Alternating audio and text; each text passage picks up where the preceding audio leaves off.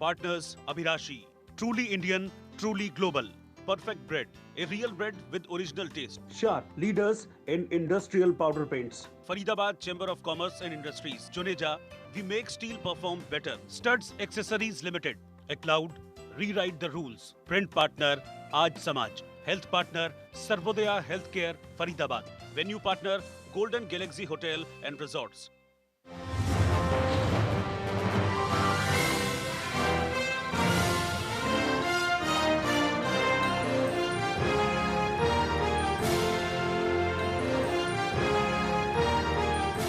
Doctor Rakesh Gupta chairman है Sarvodaya health care Faridabad के।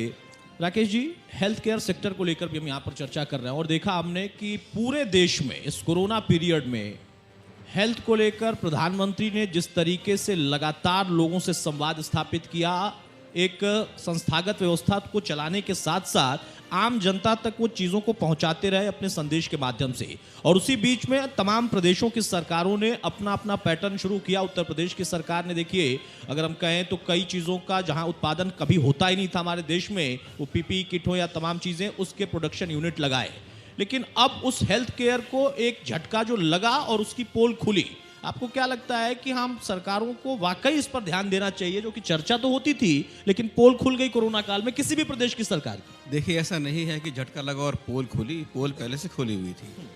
हम हिंदुस्तान में दो तरह के नागरिक देखते हैं, एक इंडिया है और एक भारत है। जी। भारत के आदमी को आज भी कोई स्वास्थ्य सुविधाएं उपलब्ध नहीं हो पा रही हैं। जी जी। केंद्र सरकार ने काफ़ी कोशिश करी है, माननीय मोदी जी ने काफ़ी कोशिश करी है, आयुष्मान भारत लाए हैं, और मनोहर लाल जी सरकार भी काफ़ी ईमानदार प्रयास कर रही है। और हमारे जो स्वास्थ्य मंत्री हैं आदरणीय विज साहब जी, उन्होंने बहुत कोशिश करी है। हाँ। लेकिन बहुत सारा काम बाकी है।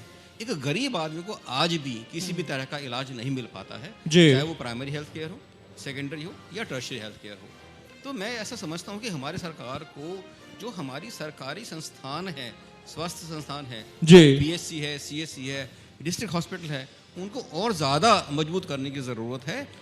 इसमें कितना सपोर्ट मिला आप लोगों के लिए? देखिए, क्योंकि हम इसको जब चर्चा में लाते हैं तो कोरोना काल में कहा गया एक पॉजिटिव संदेश देने के लिए, बूस्ट अप करने के लिए कि जो स्वास्थ्य से जुड़े लोग हैं, प्राइवेट हों, सरकारी तंत्र के लोग हों, छोटे से लेकर बड़ा कोई अधिकारी कर्मचारी, सब कोरोना वॉरियर्स बन रहे हैं, कोरोना वॉरियर्स के तौर पर हैं। वो एक आम हिंदुस्तानी की ये फितरत है, वो इंसानियत रखता है, और जब संकट आता है तो अपना सब कुछ दांव पे लगाकर सबकी मदद करता है, चाहे वो गरीब हो या अमीर हो। लेकिन कोरोना काल के बाद में जब आम समय आएगा तो सबकी प्रायोरिटीज चेंज हो जाती हैं। प्राइवेट की बात करेगा, पैसे की बात करेगा, और गरीब आदमी सरकार का मुंह देखेगा कि मुझे वहां से क्या मिल सकता है। तो मेरी ये आशा है सरकार से कि जो हमारे गवर्नमेंट इंस्टीट्यूशंस हैं प्राइमरी लेवल पे, डिस्ट्रिक्ट लेवल पे, उसको हम मजबूत करें। वहाँ पे इंफ्रास्ट्रक्चर पे हमारा बजट इंप्रूव हो, डॉक्टर्स की फैसिलिटीज बढ़ें ताकि वो डॉक्टर्स गांव की तरफ जा पाएं, और लोवेस्ट लेवल पे, लास्ट माइल पे हमारे को सुविधाएं मिल पाएं। और प्राइवेट सेक्टर में डेफिनेटली देखिए, जो टर्शियरी केयर है, जहाँ पर मरीज सिक हो जाता है, जहाँ पर प्राइवेट को थोड़ा सा कोसा भी जाता है कि जो ज़्यादा पैसे लेते हैं, क्योंकि वहाँ पे मरीज सीरियस होकर आता है, सिक होकर आता है, ज़्यादा पैसे लगते हैं। और यहाँ छोटी सी मेरी गुजारिश है जनता से भी और सरकार से भी कि प्राइवेट को विलन न समझें। हम लोग कंधे से कंधा मिलाकर सरकार के साथ, जनता का साथ देते हैं, हर जगह तैयार खड़े रहते हैं।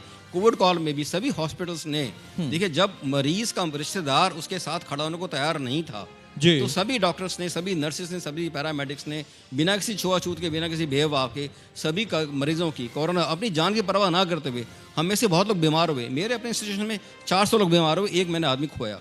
लेकिन वो पैसे के लिए काम नहीं कर रहे थे, वो जज्बे के लिए काम कर रहे थे। यानी जिनको आमतौर पर विलन बना दिया जाता है, मान लिया जाता है, उन्होंने भी एक हीरो की भूमिका निभाई। सर, मैं कोई हीरो नहीं मानता, हमने केवल अपनी जिम्मेवारी पूरी करी है। अगर हम हेल्थ केयर में आए हैं तो हमारा फर्ज है कि अगर एक आज हेल्थ केयर में इमरजेंसी आई है, कॉन्टिजेंसी आई है, तो एज जिम्मेवार प्रोफेशनल्स हमने केवल अपना फर्ज निभाया है। चलिए, ये अच्छी बात है कि जिम्मेदारी निभाई और उसमें सहयोग मिला जनता का या नहीं मिला, सरकार का या नहीं, लेकिन सबका सहयोग मिला, सरकार का मिला, जनता का मिला। हाँ, चलिए, दोनों का सहयोग मिला। डॉक्टर राकेश गुप्ता, बहुत जल्दी से, आपने पहले कमेंट में जो बातें कही थी, बहुत व्यवहारिक बातें कही थी, लेकिन अब यहाँ पर सवाल ये उठता है कि चुनौतियां देखिए सरकारों के सामने, और खुद ईमानदारी से इस प्रदेश ने देखा, देश ने देखा, और आज भी देख रही है दुनिया, कि सरकार ने और हमारे यहाँ के वैज्ञानिकों ने, हमारे यहाँ के तमाम ऐसे लोगों ने जो कि हेल्थ सेक्टर से जुड़े हैं, वैक्सीन बनाने वाले हों, प्रयोग करने वाले हों,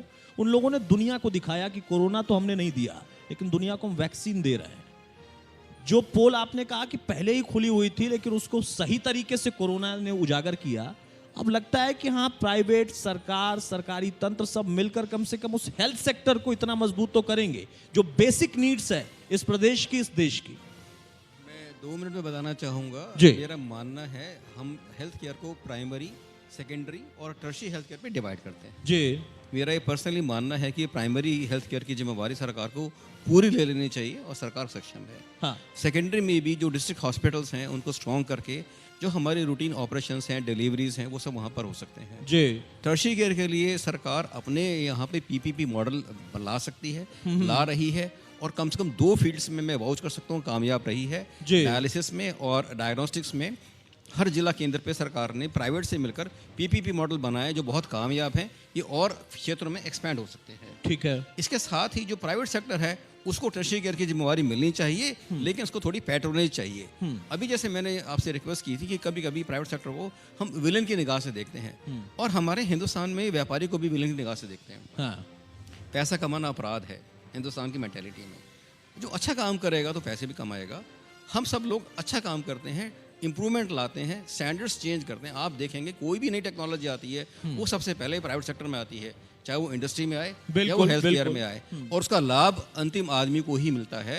आज जितने भी हमारे यहाँ जो रिवर्स ब्रेन ड्रेन शुरू हुआ है कि जो लोग पहले डॉक्टर्स बाहर चले जाते थे या आज विदेश से लोग इलाज कराने हिंदुस्तान में आ रहे हैं, वो प्राइवेट सेक्टर की बदौलत ही है केवल। बिल्कुल, बिल्कुल। उससे हमें फॉरेन रेवेन्यू मिलता है, उससे हमें इमेज मिलती है, उससे हमारे कॉलर सब होते हैं। मैं मानता हूँ मोदी जी ने, उनकी नेतृत्व में भारत सरकार ने बहुत तरक्की की है, और मोदी जी ने वैक्सीन मैत्री देकर संदेश दिया है कि हिंदुस्तान वसुधैव कुटुंबकम में यकीन रखता है और हम पूरी दुनिया का ध्यान रख सकते हैं।